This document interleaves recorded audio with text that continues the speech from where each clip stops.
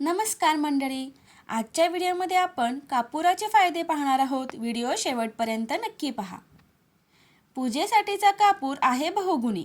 या शारीरिक समस्या होतील काही दिवसातच गायब. पूजेच्या वेळी कापूर वापरला जातो. असं मानलं जाते की कापरामध्ये वास्तुदोष आणि घरातील नकारात्मकता दूर करण्याची क्षमता असते. या कारणास्तव कापूर अत्यंत पवित्र मानला जातो. पण तुम्हाला माहीत आहे का, कापरामध्ये असे अनेक गुणधर्म असतात जे तुमच्या सर्व शारीरिक समस्या दूर करू शकतात. कापरामध्ये अँटीबॅक्टेरियल गुणधर्म असतात. यामध्ये अनेक औषधी गुणधर्म आहेत जे शरीर आणि मन दोन्ही तंदुरुस्त ठेवण्यास मदत करतात. याशिवाय विविध समस्यांमध्ये कापूर कसा वापरावा हेही समजून घेणं आवश्यक आहे. जाणून घेऊ कापरापासून कोणकोणते फायदे मिळतात, ज्याबद्दल आपण आतापर्यंत अनभिज्ञ आहोत. तणाव दूर करतो. कापराचा सुगंध मनाला शांत करतो. जर तुम्हाला जास्त ताण येत असेल तर एका भांड्यात कापूर ठेवा आणि खोलीत ठेवा. यामुळे तणाव दूर होईल आणि तुम्हाला बरं वाटेल. शिवाय तुम्हाला रात्री चांगली झोपही लागेल.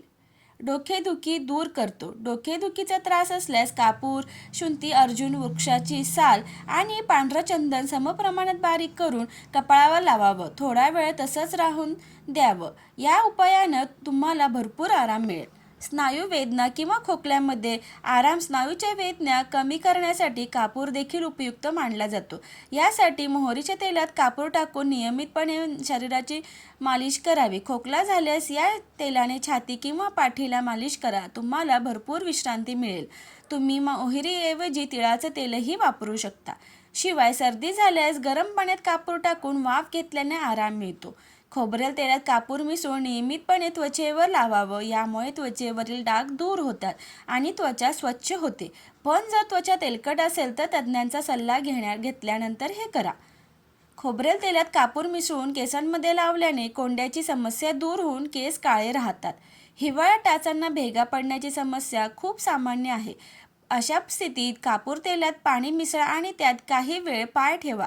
यानंतर पाय पुसून क्रीम किंवा तेल लावा. यामुळे तुम्हाला काही दिवसांतच आराम मिळेल.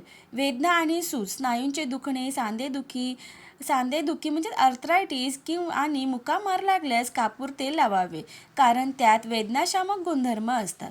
त्वचेचे आजार जसे खाज, पुरळ, कीटकदंश आणि बुरशीजन्य संसर्गावर कापूर उपयुक्त आहे.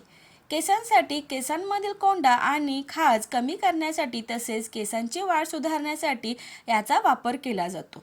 झोप. कापराचा सुगंध तणाव कमी करून शांत झोपेसाठी मदत करतो. घरगुती आणि आध्यात्मिक उपयोग. कीटकनाशक.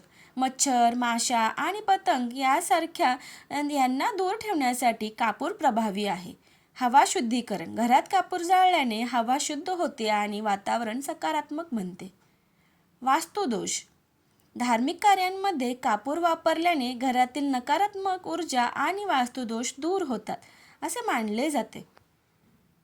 वापरताना घ्यावयाची काळजी. कापूर कधीही तोंडी घेऊ नये, कारण ते विषारी असू शकते. त्वचेवर वापरताना तो नारळाच्या तेलात मिसळून वापरावा असे आयुर्वेद सांगते. माहिती कशी वाटली कमेंट करून नक्की सांगा. व्हिडिओ आवडल्यास व्हिडिओला लाईक, शेअर आणि सबस्क्राईब करायला विसरू नका. धन्यवाद.